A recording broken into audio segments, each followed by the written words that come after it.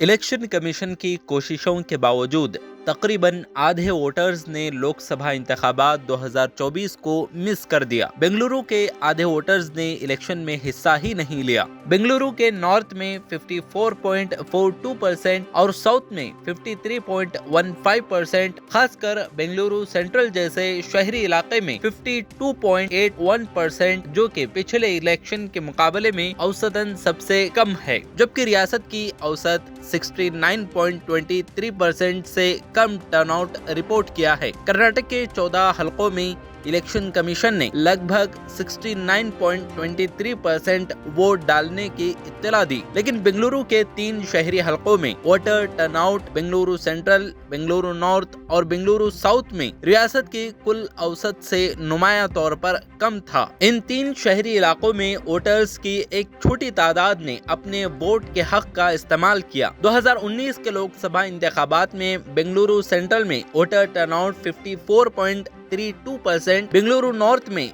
54.76% और बेंगलुरु साउथ में 53.70% था। इलेक्शन कमीशन के हुकाम ने इस बात पर मायूसी का इजहार किया कि इनकी शिरकत को बढ़ाने की पूरी कोशिशों के बावजूद वोटरों की बेहिसी बरकरार है। पोलिंग हुकाम के मुताबिक शहर में पोलिंग बूथ पर लोगों के न आने की एक वजह शदीद गर्मी बताई जाती है, लेकिन बेंगलुरु रूरल में तकरीबन 67.29% वोट डाले गए। मंड्या और कोलार में 81.48% और 78.07% वोट डाले गए हैं। इस ताल्लुक से डेली सालार उर्दू डिजिटल से आपके लिए एक खुसूसी टेलीफोन इंटरव्यू पेश है, जो कि मुमताज पॉलिटिकल एनालिस्ट मोहम्मद आजम शाहिद और सीनियर सहाफ़ी नाहिद अताउल्लाह से है।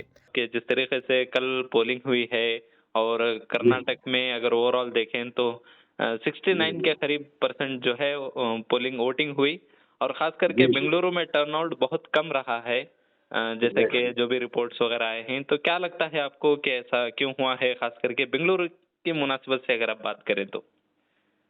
मेरा अपना ये ख्याल है कि बेंगलोर में वोटर्स में एक तरह से जी बेजारगी का उनसर नजर आता है जी क्योंकि एक तो उसकी वजह ये भी रही होगी कि समर है, गर्मी है, मगर जिस तरह कहते हैं ना, where there is a will there is a way. अगर चाहे तो राह हो जाती है। मगर मुझे ये महसूस हुआ है कि अर्बन एरियाज में ज्यादातर अपना वोट का इस्तेमाल करने के ताल्लुक से जितना एक्सपेक्टेशन ज्यादा था सियासी मुबसरीन का और जो उम्मीदवार थे उनकी कसौटी पर ये पूरा उतरा नहीं है। मुझे लगता है कि एक तरह से कनेक्ट करने के लिए कैंडिडेट्स को उसमें मुझे लगता है कि एक मिसिंग लिंक्स रही हैं, ऐसा मेरा अपना ख्याल है। जी, लेकिन माहौल को अगर देखें तो पिछले हफ्ते में या पिछले कई महीनों से अगर कहें तो इस इंतखाबात को लेकर के खास करके मुस्लिम कम्युनिटी में बहुत बेदारी मुहिम जो है बड़े पैमाने पर की जा रही थी, अगर देखा जाए ग्राउंड लेवल पर जो है। इसके बावजूद जो है और खास करके इलेक्शन कमीशन में भी जो है इतनी बेदारी, उन्होंने कई पैसा खर्च किया है, उसके बावजूद भी ऐसा रिजल्ट आया है, उनमें भी मायूसी पाई जा रही है।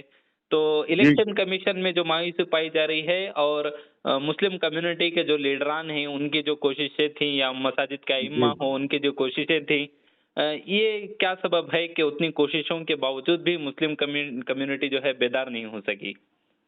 जहां तक मुस्लिम कम्युनिटी का मतलब मामला है, मैं नहीं समझता कि उनमें इस तरह से एक बेनियाजी या बेहिसी रही है। मैंने ये देखा है कि गैर मामूली तौर पर शऊर के बेदारी के हवाले से, वोट की अहमियत, इफादियत के हवाले से, जमहूरियत की बखा के लिए इस बार हर प्लेटफार्म से बशमूल मेंबर मेहराब यानी मेरी मुराद मसाजिद से उलमा इकराम और खतीब हजरात ने और मुस्लिम दानिश्वर अहबाब ने और मुस्लिम लीडरान ने अपनी मुमकिन हद तक कामयाब कोशिश की है। मुस्लिम एलिमेंट अगर आप देखते हैं तो इसमें मायूसी की कोई बात मुझे नजर नहीं आती है कि उन्होंने अपना वोट का इस्तेमाल किया है, बल्कि शहर के और दूसरे अलग अलग हिस्सों में, न सिर्फ बेंगलोर बल्कि कर्नाटक के दीगर अर्बन एरियाज में, विद एन एक्सेप्शन टू मंडिया, आप देखेंगे कि एक तरह से एवरेज इसका कम ही रहा है। ये ऐसा है कि कुछ लोग जो अ, इंतखाबात के हवाले से तब्दीली चाहते थे जी। और इंतखाबात को एक बदलाव का जरिया समझते थे, उन लोगों ने उसूलन अपना वोट का इस्तेमाल किया है। एक ऐसा तबका भी होगा शायद जो अपने आप को लाताल्लुकी का एहसास में मुब्तला रहा होगा कि हाँ, भाई क्या लेना है हमें, चूंकि कल छुट्टी थी, सरकारी तातील थी, जी। जहां जहां भी 26 अप्रैल को जो इंतखाबात हुए हैं हाँ, और उसके बाद सरकारी तातील रही है, ये लास्ट सैटरडे है हाँ, आज का दिन, और फिर इतवार है। कई लोगों ने, मुझे ऐसा महसूस होता है कि इलेक्शन के दिन अपने जी। घरों से निकलकर वोट डालने के बजाय, हो सकता है कि बहुत से लोग अपने आप को एंटरटेन करने के लिए सैर और सियाहत के लिए भी निकल गए होंगे। शहरों का मामला अगर ऐसा है तो मुझे ये बड़ा ही अफसोसनाक ये पहलू मुझे नजर आता है। तो आजम साहब, क्या लगता है कि जिस तरीके से इलेक्शन कमीशन कहें या फिर जिस तरीके से इल्जामात लगते हैं इलेक्शन कमीशन के ऊपर कि उसके ऊपर बीजेपी उसको चला रही है, तो कहीं ना कहीं जुमा के दिन और 26 अप्रैल को जो है इंतखाबात रख करके बीजेपी अपने मंसूबे में कामयाब रही कि वोटिंग परसेंटेज कम हो, तो कहीं ऐसा लगता है आपको कि कामयाबी मिली है बीजेपी को कि 26 अप्रैल को जुमा के दिन इंतखाब रखे हैं, उन्होंने पोलिंग रखी, तो उन्होंने उनका इसमें क्या रोल रहा होगा? नहीं, आपने जो कहा है इसमें हो सकता है कि हकीकत भी रही हो, जी। क्योंकि साझेदारी एक तरह से साझेदारी है और एक तरीके से ये एक मक्कारी होती भी है, ये जी। कोई नेचुरल रहता है। हाँ। और जिस तरह आप देखते हैं कि मुल्क के वजीर आजम ने किस तरह गैर जिम्मेदारी से बयान दिए और उस पर पुरस्कार तौर पर खामोशी रही है और हाँ। उस पर अब निकला है और रवैया उसका अब जाहिर हो रहा है, एक्शन लेने की बात आती तो उसमें उन्होंने साथ में राहुल गांधी को भी लपेट में ले लिया है। और जुमा का दिन हो सकता है कि जुमा का दिन इसमें कोई एक हिडन एजेंडा भी रहा हो, इससे कोई इनकार नहीं कर सकते हम लोग ये बात को लेकर। बिल्कुल। एक आखिरी सवाल जो नॉर्मल आजम साहब, ये है कि इलेक्शन कमीशन के जो बयान आए हैं कल के इंतखाबात को लेकर के कि हीट वेव की वजह से या गर्मी की वजह से लोग अपने घरों से नहीं निकले हैं, ये उनका कहना है। आपको क्या लगता है कि सिर्फ यही चीज़ है या फिर मुसलमानों का जो इंतखाबात को लेकर के जो मन उड़ जाना, जो कहते हैं कि क्या हो जाएगा अगर हम वोट डालेंगे तो क्या तब्दील हो जाएगा, क्या बदलेगा, ये भी चीज़ उसमें शामिल हो सकती है? आपको क्या लगता है? जी, इलेक्शन कमीशन जो कहता है वो उसकी अपनी अलग सी राय है ये। जी। जहां मैंने पहले ही आपके पहले सवाल के जवाब में कहा था, जहां चाह होती है वहां राह होती है। हाँ। मैंने खुद देखा है कि शहर के कई इलाकों में झुलसती धूप में भी और गर्मी में भी लोग कतारें बांधे लगे हैं वैसे वोट डालने की जस्तजू लिए। जी। और इसकी दूसरी वजूहत भी हो सकती हैं कि इलेक्शन कमीशन ये कहता है कि हीट वेव वगैरह वगैरह, ये अब मौसम क्या करेगा। देखिए आप, जो कैलेंडर ऑफ इवेंट्स के हिसाब से अगर इलेक्शन को 7 मरहलों में रखा गया है, 26 अप्रैल को कर्नाटक के तकरीबन आधे हिस्सा उसमें आ गया है, जी। तो गर्मी रहो या इसमें आप सर्दी या आप ये जिस तरह का भी मौसम रहा हो, मगर जिनको वोट का इस्तेमाल करने की अपने अंदर से जो ड्राइव होगा उस हिसाब से लोग आगे आगे आएंगे ही। और जी। जिन लोगों में ये कि डबल स्टैंडर्ड होते हैं, जी। कहते हैं कि हम जमहूरियत की सलामती के लिए हैं और मुल्क में फैसिस्ट जो फोर्सेस हैं उसकी शिकस्त के लिए, फिरका परस्ती के खात्मे के लिए, अमन के अहिया के लिए और मोहब्बत के पैगाम को आम करने के लिए, नफरत के खात्मे के लिए ऐसी बातें करने वाले भी हो सकता है कि दोगले मेयार के रहे हों, तभी तो ये वोटिंग परसेंटेज कम रहा है। और ऐसा भी मैंने सुना है पॉलिटिकल वर्कर्स की जबानी से फील्ड में कि सियासी पार्टियों ने जितना इंफ्रास्ट्रक्चर फैसिलिटीज के लिए, मतलब ऐसे जो कमजोर तबकात के लोग हैं उन्हें पोलिंग बूथ पे लाने के लिए जो सवारी वगैरह का इंतजाम करना रहता है, इसमें कहीं ना कहीं चूक हुई है ऐसा मुझे लगता है। जो साहिब हैसियत हैं, जिनके पास 2 व्हीलर होगी या 4 व्हीलर होगी, वो अपने तौर से आएंगे ही, मगर जिनके पास कोई ऐसे सहूलतें नहीं हैं अपने तौर से वो आए और पैसा खर्च के आए हैं, लो इनकम ग्रुप के लोग, उनको पोलिंग बूथ तक लाने के लिए जिस हद तक प्लानिंग की जरूरत होनी चाहिए थी, मुझे लगता है कि कहीं ना कहीं इसमें चूक भी हुई है। मैं न सिर्फ बैंगलोर बल्कि कई शहरों में गया हुआ था, वहाँ जो अलग अलग सियासी कारिंदे थे उनकी जबानी ग्राउंड रियलिटी ये मुझे मालूम हुई और मुझे लगा कि प्लानिंग के एतबार से इस पर बहुत गहरी नजर रखनी चाहिए थी। लगता है कि इसमें कहीं कहीं ना कहीं चूक भी हुई है। जी। तो जी आजम साहब, जिस तरीके से 3 फेज़ हो चुके हैं लोकसभा इंतखाबात 2024 के, आइंदा और 4 फेजेज़ बाकी हैं, और कर्नाटक में भी 1 फेज़ बाकी है, नॉर्थ कर्नाटका जी के 14 असेंबलीज़ में, जी जी 14 जो लोकसभा कॉन्स्टिट्यूएंसीज़ हैं। तो जी हाँ वहाँ जी। के लोगों के लिए और मुख्तलिफ अज़ला में या मुख्तलिफ रियासतों के जो लोग हैं, ऐसी हम्म, चूक जो कल बेंगलुरु में या फिर साउथ कर्नाटका में देखने को मिली है, वहाँ बिल्कुल। उन इलाकों में ना हो, उनके लिए आपका क्या पैगाम रहेगा? यही कि ये जो उम्मीदवार मैदान में हैं वो देखें, अपने आप को उसका मवाजिना करें, कंपेयर करें कि कर्नाटक के दारुल हुकूमत बेंगलोर की ये सूरत हाल रही है और उसका परसेंटेज कम रहा है। परसेंटेज को बढ़ाने के लिए अभी जो मैदान में वो हैं और अभी मतलब प्रचार का तशहीर का वक्त उनके हाथों में है ही, इसमें मजीद उसको मेहनत करनी होगी ताकि जिस तरह के यहाँ सूरत हाल है उसी सूरत हाल वहाँ रिपीट ना हो, उसी का सामना ना हो। इसके हवाले से मैं ये कहना चाहूंगा जी, कि बुनियादी सतह पर, जमीनी सतह पर जो आम पॉलिटिकल वर्कर है किसी भी पार्टी का, जो काम कर रहा है वोटर्स को मुतवज्जा करने के लिए, अपने जानिब राग़िब करने के लिए, इनको इन हालात से सबक लेकर एक जी, ऐसी स्ट्रैटेजी बनानी चाहिए कि गर्मी तो है ही, जी, गर्मी दिन ब दिन बढ़ती जा रही है, मगर वोटर को पोलिंग बूथ तक लाने के लिए, उनको राग़िब करने के लिए इसमें वन टू वन कांटेक्ट के एतबार से पॉलिटिकल जो स्ट्रैटेजिस्ट हैं और जो उम्मीदवार हैं, जो उनके पीछे जो सारे लोग अलग अलग सतह के लगे हुए हैं, इन सबको मिलकर इज्तिमाई तौर पर कोशिश करनी होगी। वरना इसमें कोई ताज्जुब नहीं कि जिस तरह का परसेंटेज हम यहाँ देख रहे हैं ऐसा ही वहाँ रिपीट होगा। अगर इस तरह का रिपीट होगा तो मैं समझता हूँ कि ये बड़ी खुशाइन बात नहीं होगी।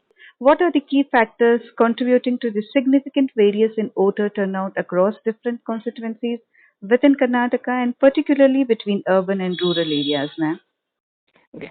I can speak for Bangalore in particular, the 3 constituencies, that is Bangalore Central, uh, uh, South and North. Although the low voter turnout for the last 3 or 4 years, we have been seeing a poor turnout of voters in all these 3 prestigious constituencies. The reasons Correct. are, one is that to, right now Bangalore now comprises a lot of migrants, True. and so these migrants have their vote back in their states.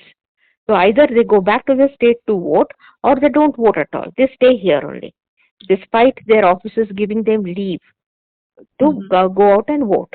The other reason, which which I am taking it from a political commentator, is that about the rentals. They say that people keep changing the houses. If they are staying in a rented house, the rentals go up. So because they change the house, and when they change the house, they don't inform the election office that their address has been changed. So the old address remains, and on the voting day, they don't go back to the old place to vote. So these 2 are the reasons. How can And this be addressed, ma'am? Possibly, like, what could be the solutions for this but problem? the onus is on the voter. It's the voter's responsibility. So if you are a sensible voter, responsible voter, if you are changing your house, you will also inform the election authorities. Or if you have not changed the address, you will go back to the place, however far it is, and then vote and cast your vote. With a glimpse of obstacles for low voter turnout in Bengaluru, I would like to ask you, ma'am, that how does this year's voter turnout in Bengaluru compare to past elections or the previous year's assembly elections, ma'am? This year there has been a slight improvement in terms of percentage, but uh, we were means at least the parties were not expecting the figures which have been furnished by the election commission, because they were expecting the voters to come out going by the high voltage campaign which happened in all the 3 constituencies. Talking about the campaign, ma'am, are there any links between turnout and factors like campaign intensity or candidate popularity in each constituency? No, not really that. It's just it's the voters' attitude. See, Mm-hmm. whatever kind of campaign, style of campaign, or the candidates that are there in the constituencies, the Mm-hmm. voter has to have the voter, he or she, they have to make up their mind whether they want to go out and vote. So the And campaign intensity is not going to impact on the voter turnout. Is that so, ma'am? yes, because they would have already made up their mind when the elections were announced or the candidates were announced that who they are going to vote for. See, the campaign, I feel, is for the candidate satisfaction, to say that I'm coming to you and that I'm the candidate. Okay. How about the popularity or the background of the candidates, ma'am? Like, will that be affecting the overall turnout, or what is the No, scenario? that has no connection at all. Uh-huh. That has Okay. that has no connection at all, because see, you vote for a candidate, but here we are talking about the turnout. We're Mm-hmm. not talking about the selection or the choice of the candidate. Okay. So my final question to you is that, ma'am, what do you predict for the overall voter turnout in Karnataka for this phase of the election, and what are the highlights we can expect in the next phase scheduled for May 7th?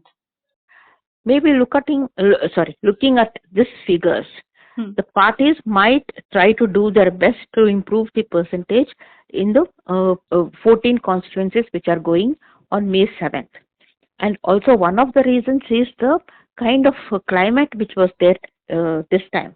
See, Hmm. Bangaloreans have never seen this kind of a weather, Right, ma'am. whereas in those regions which are going to polls, they are used to this kind of a heat, Hmm. 40 degrees.